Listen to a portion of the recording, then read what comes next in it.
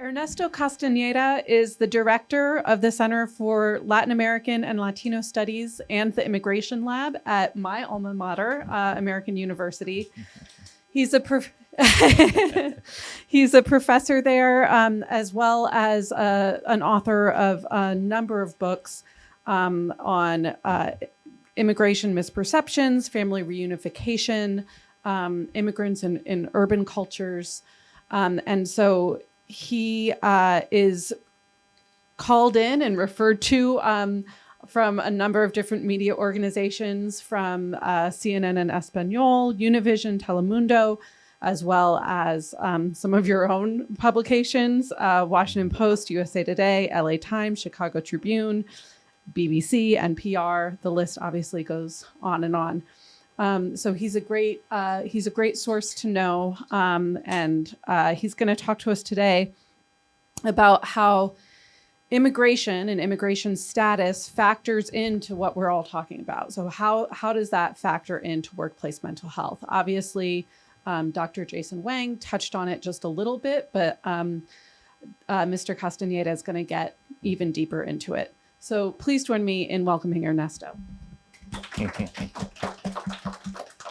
Thank you, everyone. Thank you so much, Anne, for the invitation to speak today. It's a pleasure to be here with you today. I hope you had a good lunch. And we'll keep it interactive. So if I get dull or boring or something is not clear, I'm speaking too fast, or you have a question, feel free to interrupt me at any moment. But obviously, we'll leave a lot of time at the end towards Q&A. But when I start going into how we cover immigration, I can see how you will have a lot of questions, so feel free. All right, so thank you for the introduction. So we'll get started with a case study, which happens to be one of my latest books that I wrote with a former student of mine who's now in Philly at UPenn doing their PhD. But there are a number of students involved. So what we did in this study was look at a number of issues that I think are relevant to mental health. One of it is these dualities. On the one side, we have family separations. And obviously, the counter to that is family reunification. Historically, the emphasis on the media, for obvious reasons and good reasons, has been on the separations, forcefully at the border or voluntary by families that the mom or the father come and work in the US or to Europe, and family members stay behind.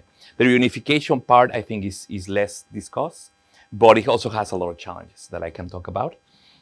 Then there's the distinctions that for the community members are very important between people that just arrived from Afghanistan, Ukraine, Venezuela, Ecuador, or people that have been here for a while, who see themselves differently. People that have been living in Chicago for 20 years, even if they don't have documents, they have a sense of belonging and pride and community that they stand guarding their own spaces against newcomers. So there's a tension there that even being from Latin America, even being Latinos, even being Catholic, wherever you want, a migrant, undocumented, there's important differences in the day-to-day life, and that has implications for mental health. The other one is, again, a very simple duality, but in one case we have legal exclusion, so the border as a place of gatekeeping, literally, or having papers or not, and then social inclusion, which I think is what is important for a lot of you, or the purpose of this workshop, is the role that cities at large have in incorporated immigrants. They are the motor and the successful place where integration happens, and it's been happening for centuries in the US and other countries, but also it's kind of hard to cover and write about. Another one is schools. In this book, we talk a lot to minors, so schools become very important, but the place where integration or exclusion happens for most working adults, as you know, is the working place. So this is the same for immigrants. It's the place where they become American or they stay as otherized. And I think in the US also, the labor market has been very successful in integrating immigrants by providing a source of income, by providing means to learn English little by little for the ones that don't speak it, to make friendships across racial, ethnic, and citizenship status. But it's at a slower rate than for younger people that go to school, and then they can integrate really, really quickly. And unfortunately, they are disconnected, right? The minors that were coming from Central America, if they were coming and they were 14, but especially 16 years old, they saw themselves as adults, that they need supported family members. So there were a lot of incentives for them in their family dynamics to drop out of school, to not finish high school, and to go into the labor force, which is going to have repercussions for the rest of their life in the US in terms of income, education levels, and vice versa. For the people that come and work as adults, it's very hard for them to find the time raising a family, working 1 or 2 jobs, 3 shifts, to have the time to study English, to study civics, to learn about American history.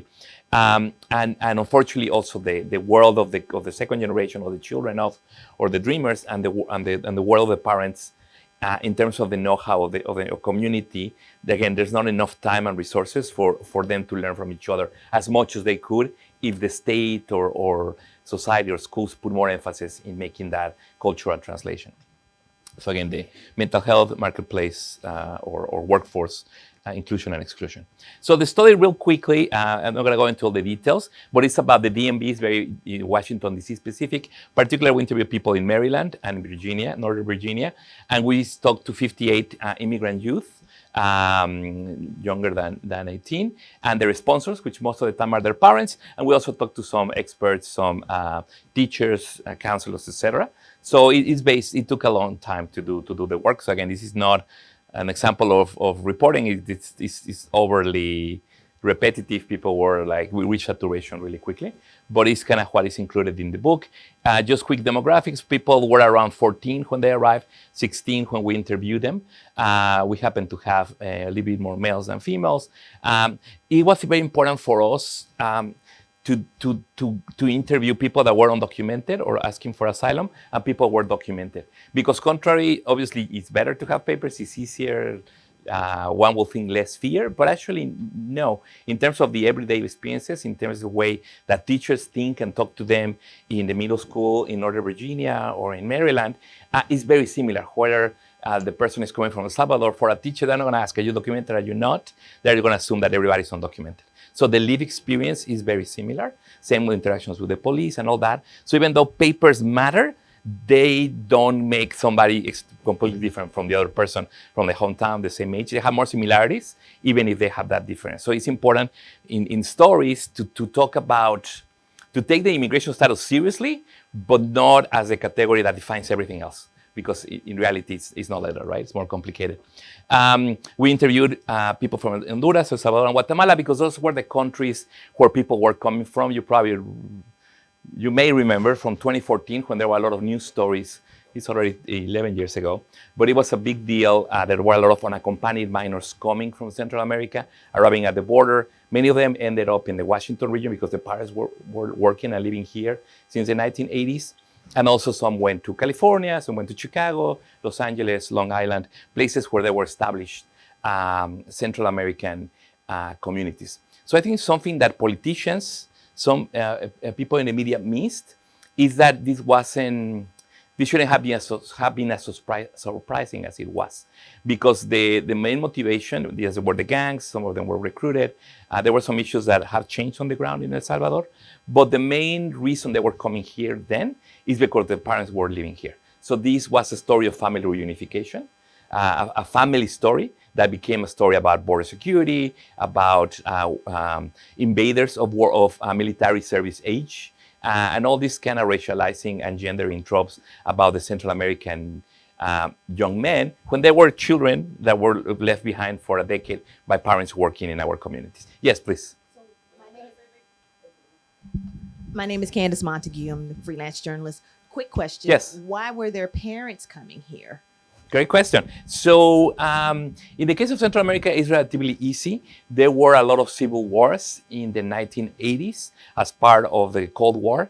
There were peasant movements, worker movements, centrist governments or governments that were threatening to take away some of the privileges of the United Fruit Company, for example, in Guatemala. And they were coup d'etat supported by the CIA, supported by the US. So it was geopolitics, it was international relations. The Dulles brothers were very engaged in Central America in thwarting democracy and supporting dictatorships, military regimes that were more friendly to US business interests. So there was a civil war where the US really was on the side of the regimes that were committing genocide against indigenous peoples in Guatemala, which meant that people were displaced. And where did they go? They went to Mexico. A lot of Guatemalans established themselves in refugee camps in the southern part of Mexico. Later, they became Mexican citizens. Many they stayed and became Mexican. Some of them came back after the war was over. But there were a lot of nuns, priests, foreign aid personnel, U.S. diplomats, staff members in Central America they created a underground railroad to bring people that were being persecuted by the government for being journalists, for being human rights defenders, and they brought them to Washington, D.C., to Columbia Heights, that's why they are here, because they were escaping for their lives in a civil war situation. When the U.S. government couldn't accept that these were refugees or asylum seekers, because then it would be to accept that we're complicit in the catastrophes going on in Central America. So it was the U.S. civil society was really good at providing solidarity and refuge. That was kind of the rebirth of the sanctuary movement, housing people in churches, in places, so they couldn't be removed by the state in a situation that if they were to stay behind in Central America, they would be killed. Some went to Mexico, some went to neighboring countries, but a number of them came to the U.S. and then they made a life here. And then they had children here, or they had children that they left there. And so in 2014, right now we're talking about the third generation of people that have family members here. So again, it's connected to U.S. interventions abroad.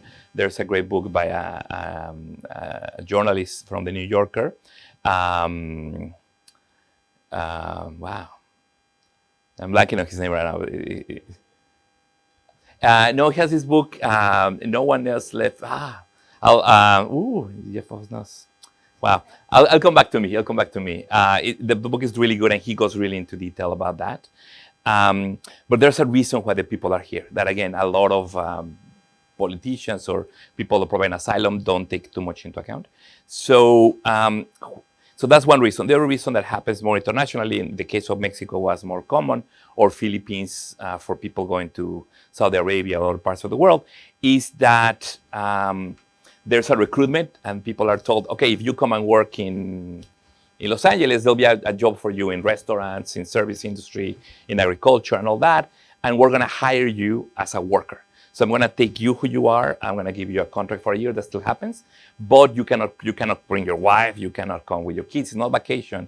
We're not relocating you. We just want you as a worker. That's what the word bracero became a thing. They want your arm, your labor force, but they don't see the immigrant as part of a family unit.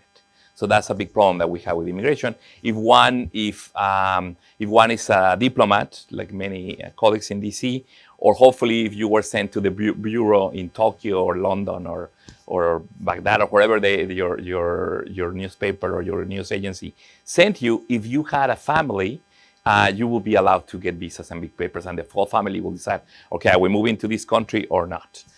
In the case of low-skilled immigrants, it's only the guest worker that is allowed to move as a worker, men from Algeria, from Morocco, from Mexico, or women from the Philippines, nurses, and other people to do childcare, that they do it with permission, with guest worker visas, or increasingly undocumented. But again, it's very risky to bring your kids with you if you don't have papers, and it's very expensive to raise a child in Washington, D.C., or L.A., or San Francisco. It's much cheaper to raise them in rural Mexico, in Central America, in the Philippines. So then the grandmother takes care of them. But the grandmothers don't last forever, so once they pass, then the kid is literally left orphaned for the second time, which again creates all these mental health issues. And then they may be, they are trying to recruit me in the gang here in El Salvador, 2012. Because I turned 14 and I can start working for them. I don't want to do that. But if you don't want to do that, they may kill your sister, or they may threaten your mother, or they know where you live, they know who you are. So for the lucky people that have family members in the US that can send them some money to afford the expensive trip across Mexico, very dangerous and all that, but the death is not certain. But for many of them that don't want to recruit and will be killed, their lives are at risk in their hometowns. Again, it's not all of Central America, but in particular areas, in particular times. If they have the family members here, well, is the time to come north. And then is the time I haven't seen a lot of kids were telling us, I haven't seen my mom since I was 2 years old. Obviously, I don't remember. Yes, she sends me money. I see her over Skype or whatever, but we don't live together. So then they reunify in Montgomery County or Fairfax, and the families together but they don't know what they like for breakfast. They don't know what type of music they like. So why we call them family of strangers. They are biologically related, but they have not lived together. And there was the resentment of, for the mom or the dad does it, so they can send more resources and they can send more money. They can go to school with a new backpack, with new books, have more access to resources because they have dollars coming from the US. But for a minor, if you're 5 years old, 8 years old, you just see my mom suddenly disappeared and she didn't even say goodbye because she will have cried, have been really hard. So they literally leave in the middle of the night without saying goodbye. So sometimes it's a surprise for the family members. So it's felt as an abandonment of the parent. It's almost like your mom or your dad died, but they didn't die. They were not fighting in World War II and they happened to die in the battle. They are alive, but they are somewhere else. So it's called ambiguous loss. You grieve, but the grief is continuous because it doesn't end and you don't get over it because they are alive. They are not part of your daily life. So that's that. All this dramatic mental health, family dynamics is behind the unaccompanied minor story and helps us understand it. So that's what we try to do in the book. So some of the reasons for the migration are gang violence, extortion, recruitment from the gang members, and many of them also want to have better opportunities for education, have a better life. The American dream is well alive even now. Many of them, because of this context of where a lot of immigrants come from, civil war, violence, genocide. People already probably had mental health issues before coming to the US. Then the trip, migration itself can be very traumatic. They can experience you can experience a very hard event and you can suffer trauma from it or not. But if you suffer trauma from that, you can have PTSD from that. It doesn't mean that every immigrant is mentally ill, that's not what I'm saying, but the likelihood increases. Now for this book, we did a study and we asked people about, there's a number of questionnaires that non-psychologists, non-psychiatrists can use to diagnose depression, anxiety, PTSD. And we asked the questions of them. And what we saw with Central American minors is that just the fact of migrating, just the fact of being in the US, for this group of people, we interviewed them at the beginning of the first Trump administration. So that was already in the air, that anxiety of deportation, of uncertainty.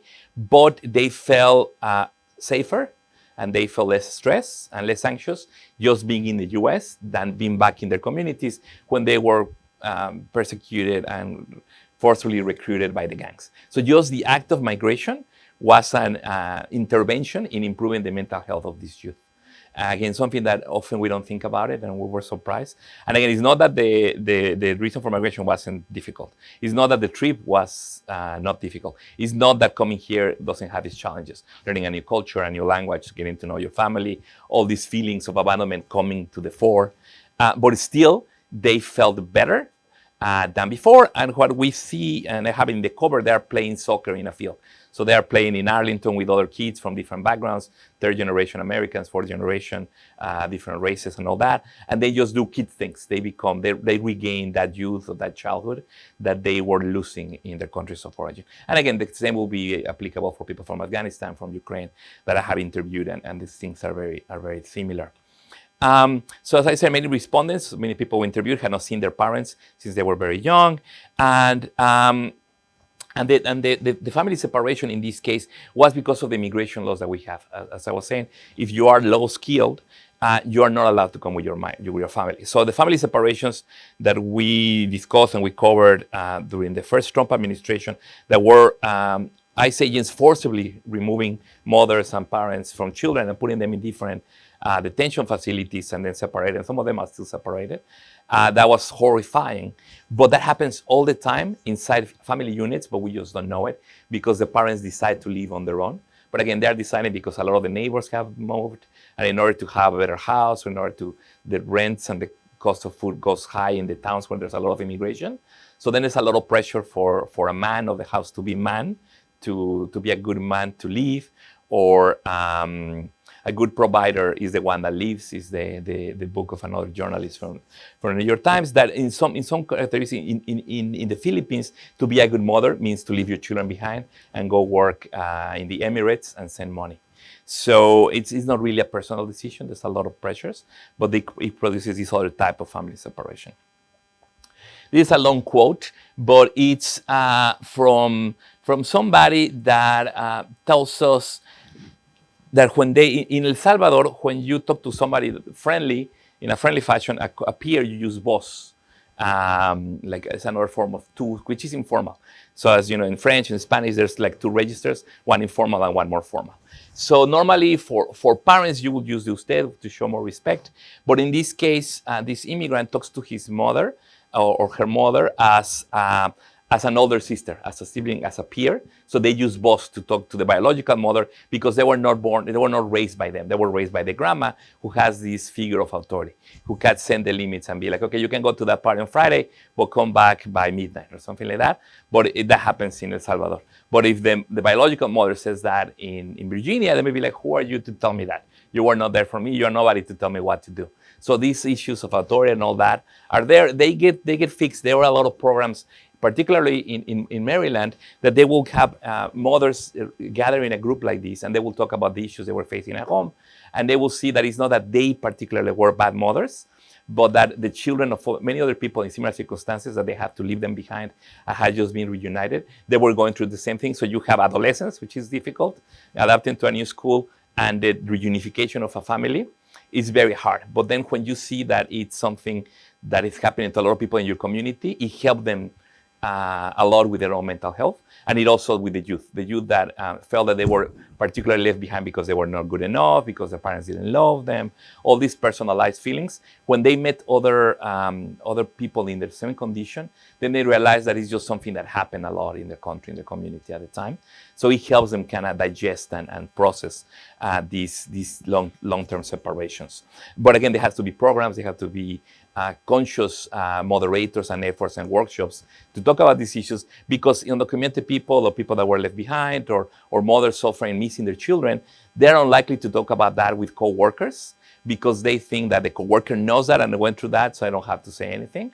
Or they may be ashamed, or they don't want to share too much, or they may be afraid of, if they work with a lot of citizens, they don't want to know that they may have a family member that is undocumented. So they keep that to themselves. And as you know, it's very hard to access mental health services in Spanish and to pay a provider.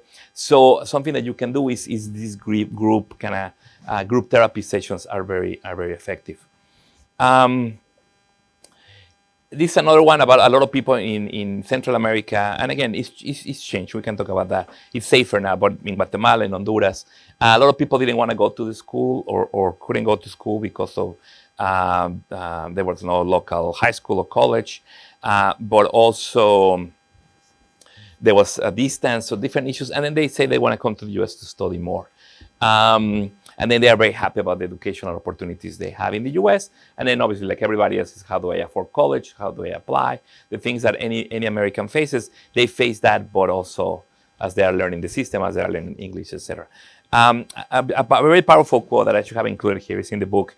But there was a very good student from El Salvador who said, in Spanish, I'm smart, but in English, I'm stupid. Because they're struggling and all that, so they are not doing so well in the classes. And it's not because they are not smart, but they cannot communicate in the effectiveness that they can in their mother tongue. So that's also, again, that some teachers in the Washington area really understand, and they do a lot in programs. But in other classes that are not immersion or bilingual, the teachers may just think that that's a lazy student or they're not doing their homework, and it helps them. It doesn't help them, right? So. Challenges in the school system that these Central American youth face is at the beginning language barriers. Many of them had interrupted schooling because of distance education, security reasons. They stopped studying in 5th grade or 7th grade, and then they may be 24.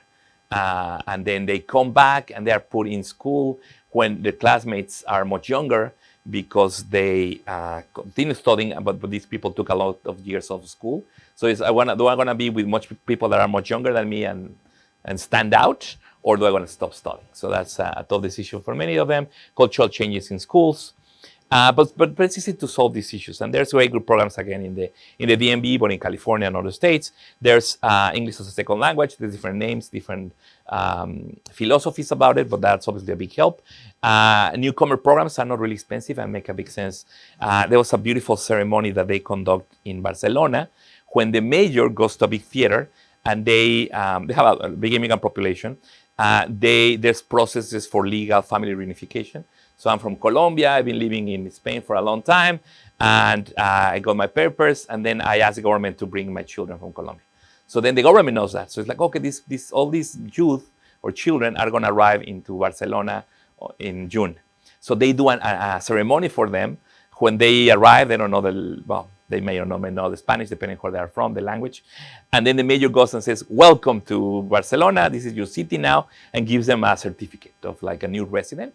So it costs them very little. It's just one event, free. They own the auditorium.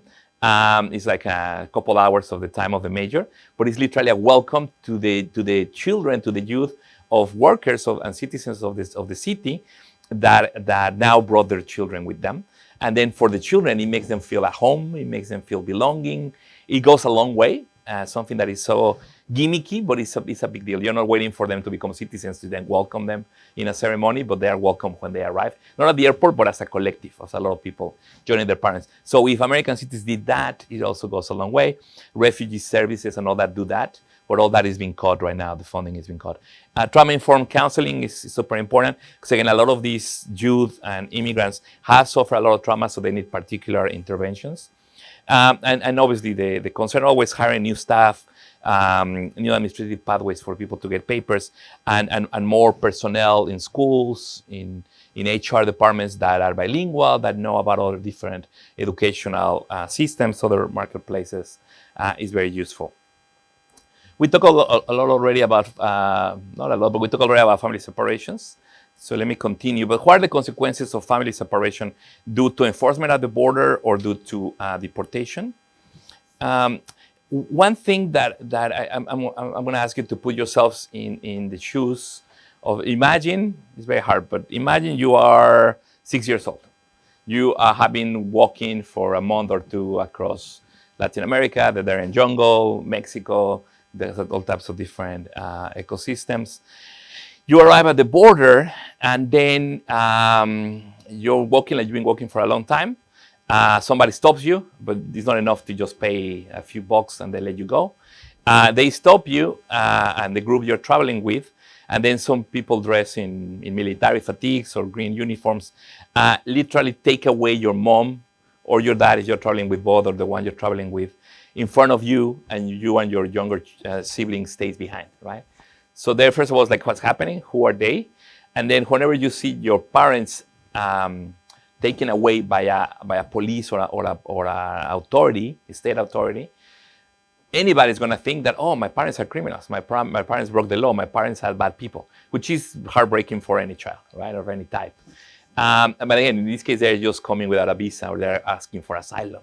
There are many since the pandemic, most people were turning themselves in. That's the wrong word, because they haven't committed any crime. But they are saying, hey, I'm going to apply for asylum.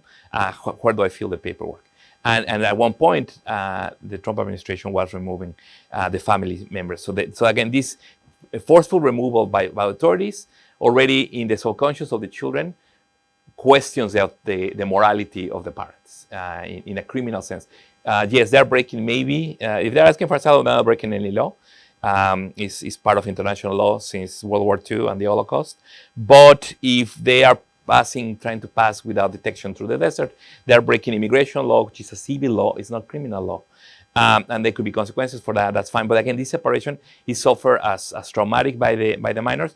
And also, as a child, your parents, your mom, your dad, both, are the ones that provide safety in this world. They are the ones that you see them as superheroes. They can do everything. They know everything. They have kept you alive for all your life. So the fact that they take them away, you cannot do anything about it because you are just a minor. You don't speak the language. You don't know what's happening.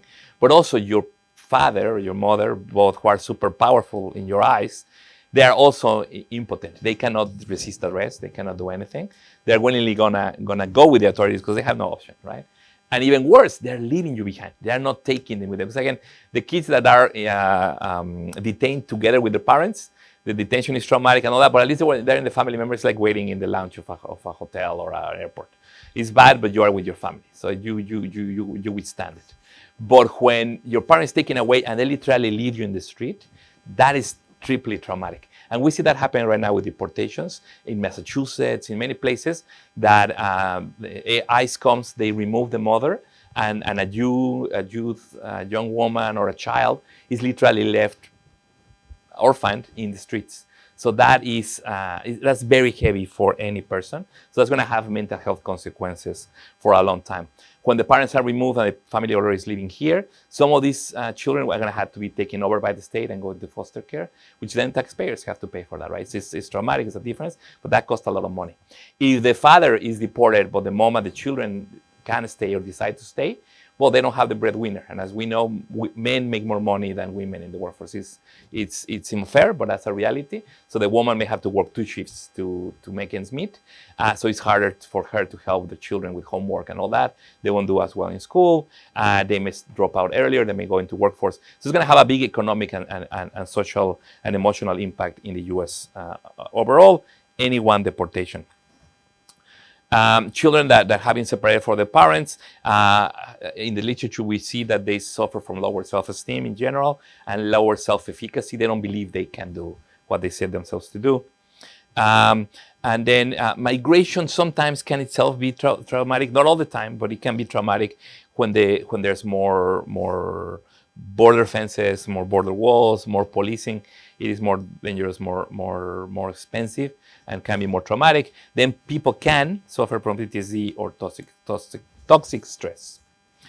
So already I told you this about the parental humiliation in front of you is very heavy. Children that experience separation feel it as abandonment.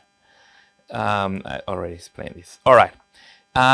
Real quick, so we're running out of time. This is not new. It happens for a lot of guest workers and low status people. It's something that has been happening for decades across the world and kind of maybe was under the radar for a lot of the public. But there's been a lot of studies. So I have my book that I explained, but there's been a lot of books with Vietnamese, with Filipinos, Mexicans, Salvadorians, of this happening in different contexts in different years. There's a good literature. Me and my colleague call these transnational families when the family members in one country and the children in another. I can share the PowerPoint, but I'm gonna keep moving. And then something that is very difficult is that you tell a parent. You are in a country and then you are trying to provide parenting from afar, from WhatsApp, or it's very hard, and you won't have all the information. Another thing that happens in these transnational families is that you have a lot of so you have 2 farmers in central Mexico. They're old, they're still working the fields, but a lot of their children have migrated, in this case, to New York City. So they're taking care of not 1 or 2 grandchildren, but 2, 4, 6, 7. And they just had a Coke to celebrate, so all the kids are very happy and all that. But imagine, I mean, that'd be hard. I coach a soccer team of 13-year-olds, and it's exhausting with 20 kids. But it's just like a couple hours, a couple times a week. Imagine having all the kids the same age in your household, and you're already in your 60s or 70s, and you're working the field and preparing the food and making handmade tortillas. It's not that they don't love the kids, they love them, but it's very hard to do an intensive parenting. It's tiring. And then what happens is that the older siblings very young, have to become like the mothers of their younger siblings, which again, it's happened before and all that, but it's an interrupted childhood. And then you have a lot of dynamics when in some cases all the men are abroad working in the US and the women of different generations stay behind. So then you have the mixed families and the mother-in-law moves with the grandma and the sister-in-law. And then they start fighting about what to do with the money they get from. No, should we open a restaurant? No, should we do this? Should we build a house? Should we use it for the kids? And it's not sustainable. So then in this case, they were all living for remittances from the person in New York. At one point, there were some conflicts. And then the 2 kids now, they're studying in New York City. And the wife left. And the grandmas stayed behind. But they did a lot of child rearing for many years.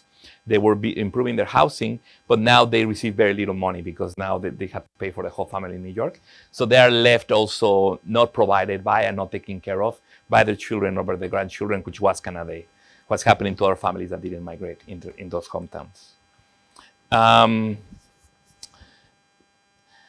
So for children left behind back in the country, it's like a loss that they could never be repaired, even after reunification. That psychological injury may never go away. they may feel, and the problem is that it happens between the child and the parent, but then it gets projected to others. So my wife, my co-author, Leslie Bock, she had a lot of clients in therapy, and a lot of them, there was this Dominican woman in the Bronx. She was having a very hard time building a strong relationship with her spouse because she didn't trust people, because she had been abandoned by the mother. Then it was very hard for her to be fully emotionally in the marriage. So it translates to other types of relationships. The effects of family separation, again, are separation anxiety, continuous grief, the feeling of abandonment, then also creates all these economic issues that make it hard for those places to develop. I can go more into this in Q&A if you are interested. But yes, people receive remittances, but that's not enough to get out of poverty. So yes, the money from abroad comes at a cost of keeping families separated across national borders. And then it's something that just perpetuates immigration. The next generations are going to try to do the same.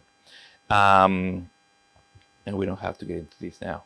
And again, it's very easy. During the Biden administration, there was a law passed that nobody noticed, and that was great, that, for example, if you were Salvadorian, and there were a number of countries, not everybody, but some countries, even if you were living in the US undocumented, you could file paperwork to bring your family members to reunite with you in the US, and they could come legally to an airplane, much cheaper, a couple $100, and you can buy a ticket from El Salvador to here, so you don't have to pay that to a coyote, an agent, corrupt officials. You can use that to pay your rent and your food once you get here. So it was a way for people to not have to put their family members through all these challenges. But the Trump administration got rid of those provisions. And the other positive thing is that although underfunded schools affect everybody, if we get more money for public schools, it helps citizens and locals, but it also helps immigrants, and that's the best way to help integrate immigrants is to put money in public libraries, public spaces, parks. That helps everybody, and it's a universal policy and law. So it's harder to take it away because everybody benefits. So again, I'm not asking for things that are particular for immigrants. Things that are public help everybody. But again, so I talk a lot about the negatives, but once the children are here, they're here in the field playing soccer, and it doesn't matter they are from Morocco, from Ethiopia, from El Salvador, if they are born and raised in Virginia, they are all players in the soccer field, and whoever plays better is the better player. It doesn't matter if they have papers or not, or the status of their parents, which is mixed. So that's the beauty, that they just become, these guys in 20, 15 years, they're going to be American like everybody else. It's very hard to distinguish. The key is if they go to college or that they don't, what type of jobs they get into.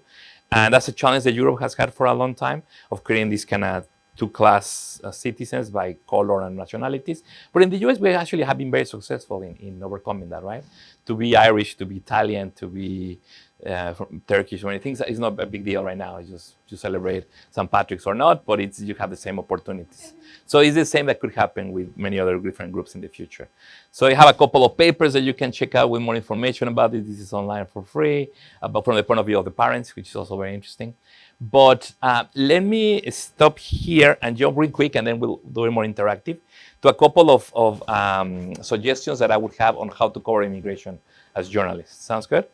Yeah, excellent. So I share a piece, so I'm gonna summarize it. But what is a fact is that many widespread misconceptions about immigration that most people have.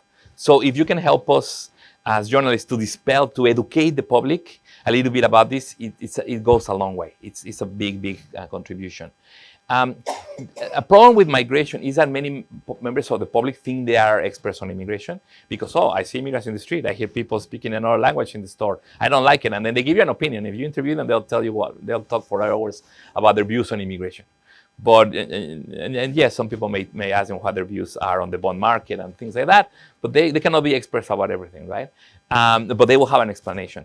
And also immigrants. Some immigrants have gone through the immigration experience themselves, but that doesn't mean they understand immigration law. That doesn't mean that they understand immigration from other places and the different historical periods. So immigrants themselves, they can be experts. You don't have to be an immigrant to be expert and vice versa, but not all immigrants are experts in immigration. Another mistake that I see a lot of journalists doing is that immigration lawyers know immigration law, which is important, but it's just a particular part of the immigration experience. So maybe an analogy that I'll try to do for the first time here. Yeah, if you are moving into a house and you're gonna into a new city and you're gonna buy a house and you're gonna live in that and integrate into a community, yes, you're gonna need a real estate agent, right, to help you. You don't have to, but you're probably gonna use a real estate agent to help you find a place to rent or to buy, right?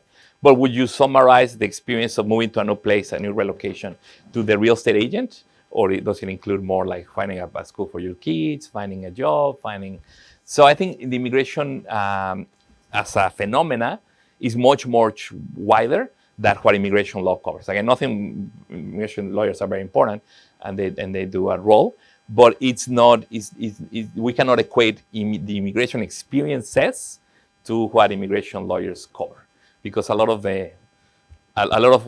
immigration action happens outside of the law, because the law is like 30, 40 years behind the reality that we live.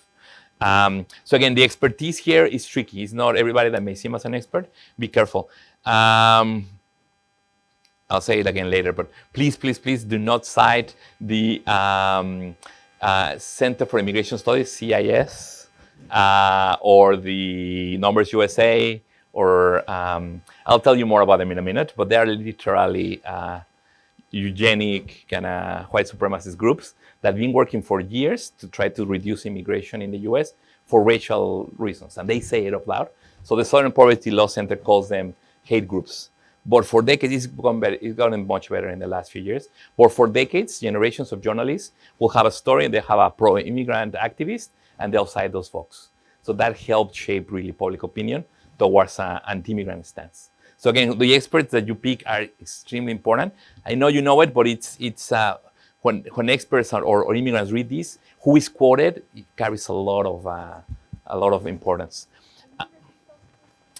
Yes, the Center for Immigration Studies, CIS, Mark Corcoran. There's another place in New York called the Center for Migration Studies. That's completely legit. But the Center for Immigration Studies, my students, they're in class, we write a paper about immigration. They Google, it's going to come at the top. It's going to be in the top 3 things.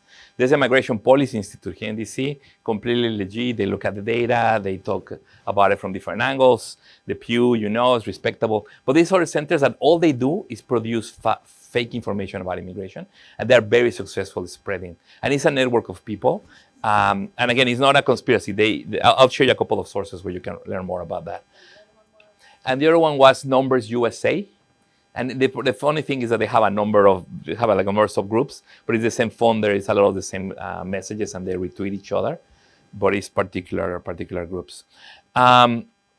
So when you cover migration, because it's so political and it's so personal for so many people, it's important that journalists are aware of it, and I think you are. But also, when I talk to my fellow academics who write about migration, sometimes they think that because they're stating the facts, they don't have to worry about it. But you have to worry, as you know, about how you're going to be read, how you could be understood or misunderstood. Because there's a lot of people that want to use news stories or news articles or data to advance a certain agenda. And again, if you have a political agenda, that's fine. Everybody has a political agenda. But when the agenda impacts negatively human beings, that's we have to be worried, right? So again, when you write a story, I think you can just do it. There's no question that the immigration is important, because some years ago, for academics, they felt they had to justify why they're writing about immigration, so they had to make huge claims about this being unprecedented or this being new. But now, nowadays, you can just go and discuss the topic. You don't have to excuse yourself, and I think that's clear now. Something that is very important, and tell me if I'm not clear, immigration is not a problem. Immigration is like, it's happened for a long time. It's going to continue happening. You know how many people live in a country different from the country they were born in? Some are international migrant. I migrated when I was 19. Some are international migrant. But how many people are in that situation in the world? Anybody? Any guesses? Yes, there's billions of people. It's a lot of people. But something that is very important when covering or understanding these issues is not the raw number, which is going to be, yes, millions of people, hundreds of millions. I don't know about billions, but a lot of people. But a proportion of, when we compare it to. So what proportion of the population, what percentage of the world population is international migrant? It's only 3.5%. And this is coming from the UN, from IOM, from many sources, from many, there is between 3 and 4%. And that's been the case for the last 20 years. So people like me were an exception. We're everywhere in Washington, D.C. Probably 30% of the population is foreign-born. But as a country, in the U.S., if you go to the Midwest, it's not that common, right? They are there, but it's a small percentage of the population. But then you can say, well, how about the U.S.? Yes, in the U.S. right now, we have around 14% of the population being foreign-born. But that's exactly the same number in Spain, which has right now the highest foreign-born population in Europe, the fastest growing economy, the strongest economy, the only one with growth, thanks to immigration. It has been growing down in Germany in the last few years, in UK. But still, the foreign-born population in France, Germany, rich countries is around that. And the richer countries, Switzerland, Saudi Arabia, the Emirates, they have much larger proportion of their population that is foreign-born. The problem with those countries is that they don't have birthright citizenship. So even if you are born and raised in Abu Dhabi, but your parents are from India, you are always going to be a foreigner. So you don't have access to the oil money and the wealth. So it creates, it's really a caste system. But they couldn't be who they are without this millions of people coming from Philippines, India, Suriname, Bangladesh. So it happens, and it's very interesting. You can write tons of stories about it, but there's nothing to solve, right? There's not, or if you think that's the case, you can say the Numbers USA thinks that they won't stop their work until there's zero immigration to the US. That nobody from Africa, Asia, or Latin America ever migrates again to the US. That's their goal. They say that otherwise we're going to face overpopulation and ecological, but it's just literally a very racist understanding. They want to keep America white, right? That's the goal of these think tanks. That's what they are trying to do. I've been trying to do for a while. This predates MAGA, by the way. And again, it's not a conspiracy theory. You can find the data, and it's very clear. Obviously, they don't say it upright as often or as to journalists, but that's their goal. And just NPR sometimes, this group is in favor of immigration restriction. Well, yeah, but that's not enough to justify a quotation, I think. But again, so the migration is not a problem. It's an issue about housing. It's an issue about education. It's an issue. There's a lot of things to cover. But again, it's not like, okay, in the ideal world, we will have no migration. We're in a world that we have a lot of immigration. We have to solve it, right? What are the politicians doing about it? That's the wrong framework. And it's something that really started in 1923 with some regulations. Before, in the US, it was basically open borders for anybody coming from around the world. A couple of examples from the media. This is actually an article that I was reviewing, an academic article. And it said, today the ongoing war in Ukraine has resulted in the largest refugee surge in Europe since World War II, with more than 7.4 million refugees. So again, every time you can, so this is true, but rather than focusing on how many, it's like with what percentage or what. So another way so I provided some feedback as a reviewer, and then you don't need to say that. You just say there's more, I guess in the months between the review, the numbers went up, which is fine. So there were more than 8 million Ukrainians seeking refuge across the US. So that's a true fact. That was a true fact, but you don't have to scandalize the reader and say, this is like the biggest problem ever, right? Also, whenever you see in academic, my colleagues do it a lot, this is the most immigrants or the most refugees in history. Do we know how many, do we know what was the percentage people of foreign-born in the 1700s or soon after the revolution? We don't have numbers for right? How many people left Europe to come to the Americas? What percentage, how would that compare to today's numbers? We really have no idea. It was larger, that's for sure. How much larger? We don't really know. So when Europeans were into the world, it wasn't an issue. When people from the other parts of the world are coming into Europe and the US, that's an issue. And we have better numbers, so we can make. But again, whenever you see graphs about something growing up exponentially, be very careful and think, okay, what is this trying to do? When does it start? Where does it end? How is it measured? Because even the border apprehensions is extremely problematic. I'll get into that in a minute. So this is the same beginning of an academic paper, but just with a few edits. It's saying the same thing, but it's not problematizing immigration. Staying a fact. The problem is the war in Ukraine. That's an issue. People are leaving. That's a fact. We don't need to say if it's the worst ever or the best ever or it's in the middle. It doesn't matter. Still story, right?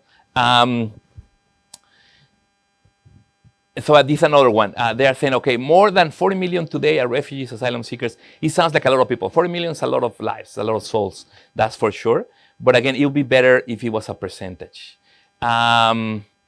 or you can say how much it changed, right? So in Chile, they went really quickly from 2% of the population being foreign born to 7.6. So that's a fact. So there's no need to problematize it or say this never happened before in Chile. Because again, Chileans, most of them are not native. So this happened before, they just don't have the numbers for that, right? There's a question of whether you use the word illegal or not. In this case, they're saying illegal crossings. So that's fine, you can keep it like that. But you heard this before, but yeah, try to avoid using illegal to talk about people because nobody is illegal, right? As Elie Wiesel used to say. You can cross illegally, you can come undocumented, but to be illegal is a big criminalizing statement when it's a civil law. All right, so let me keep moving real quick.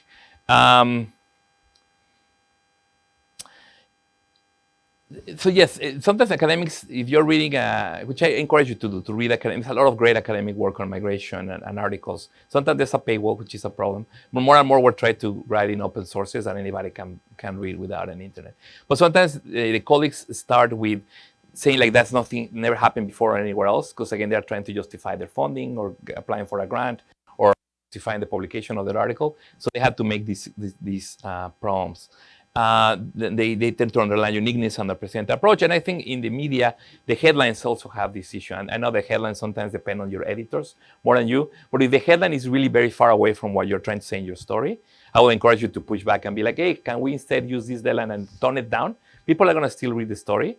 But sometimes the headlines are really, really alarming, and then the story is much more nuanced. And you grow the story and you know what you're doing. But sometimes there's more and more this incentive to grade these scandalous headlines. But I don't know if there's evidence that they actually attract that many more readers than if it was something more toned down. All right, so let me keep moving.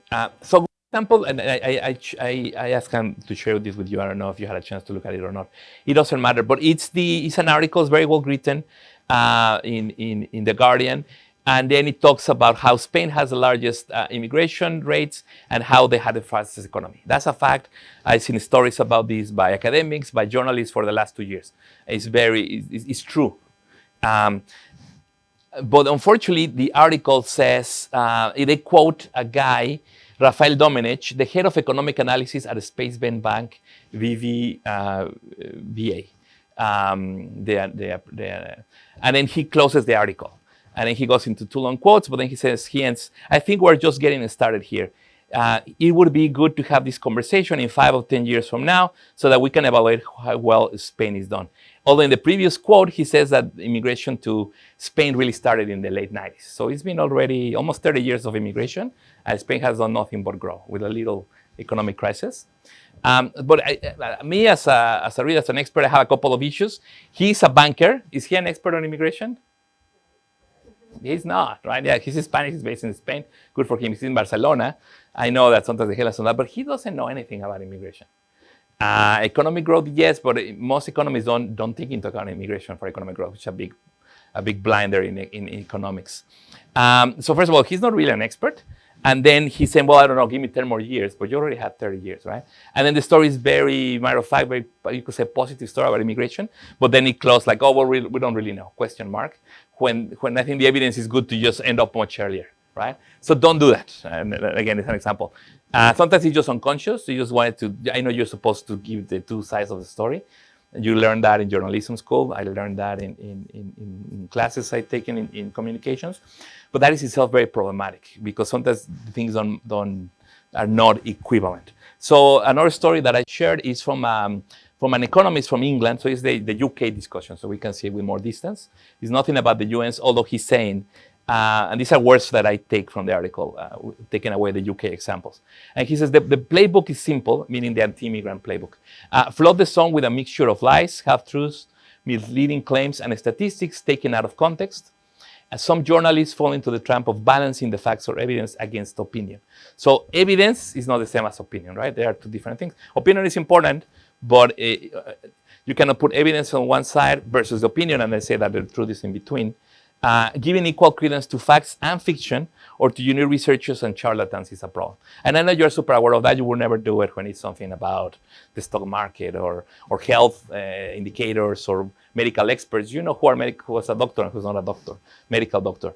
But when it comes to immigration, there's a lot of people whose job is to spread lies about immigration, and they make a living, a very good living, doing that. So, but they are not in the field. They are not interviewing immigrants. They are not looking at the data, or they're looking at the data tendentiously. So, unfortunately, the New York Times, the Washington Post, for decades, they have given this unproportionate voice to the anti-immigrant proportion of the U.S. population, which is actually the minority. It's very small. It's less than 30% of people that are truly anti-immigrant, but they're a louder voice. And then these think tanks that have anti-immigration as the main cause, they're very loud and very influential. While most people are very tolerant or ambivalent about immigration or skeptical, and they have a group that is very pro-immigrant, but there is not their main cause, it's not the main thing. They are not, they don't have the think tanks and the communication apparatus of the anti-immigration thing. So therefore, for decades, the immigration discourse have moved to the right further and further, or to the exclusionist perspective. That's what it provided a very good ground swell for Trump to win and to make these claims that immigration equals crime, and to convince people that if he was president, he will deport people and he will deport so many criminals. But he's already run out of criminals to deport, right? Because he's going for mothers and children and refugees and recent arrivals because they have the number, but they haven't committed any crime. International students. So that's a fact. So this is an article in ProPublica. So it's very long. You can hear it. It's half an hour, where he talks about this guy John Tanton, who started that Center for Immigration Studies around a kind of environmentalist type of thing. But he's connected to neo-Nazi, eugenesis, and all these groups for a number of years. I think he died, but the network he created is still very influential. And then he goes into detail, and it's not the first article to appear for this. I've seen this for over 20 years now. And again, it's in a way, well, you can read more from him, but again, don't cite SIS because it's bad data, is bad faith arguments, etc. All right, to moving to get close to the end. I circulated this chapter. I don't know if you have a chance to read it or not, but a couple of more takeaways on what to do and what not to do. So try not to start a story with just talking about how many they are, because that already is going to sound like a lot. And again, it can put the reader in a fear mentality, in a threat mentality, when maybe it's not necessary. So the U.S. population, how many people live in the U.S.? 348 million, more or less. So we had, what would be too many? Sometimes people ask me that. But let's say if there were 300 million Chinese that wanted to live here next year, yes, then that would be very, very difficult. But most of the time, we're talking about 1 or 2 million people a year. Is negligible. Another way to put this in perspective, what proportion of the U.S. population is undocumented? Anybody knows? So we're talking 11, even if you say 14 million people, with now a lot of people that had temporary protected status becoming undocumented thanks to this administration. We're talking about 3.3, 3.5% of the U.S. population.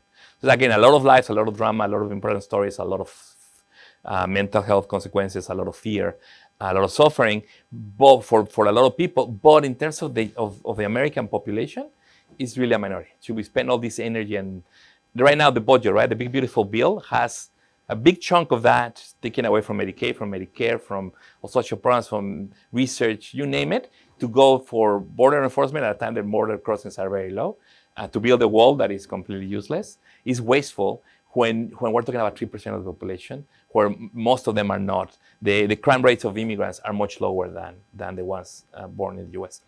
So again, raw numbers can be misleading by accident. You're not lying, you're telling a fact, but it's always better to put it in proportion. So a percentage goes much better, much further.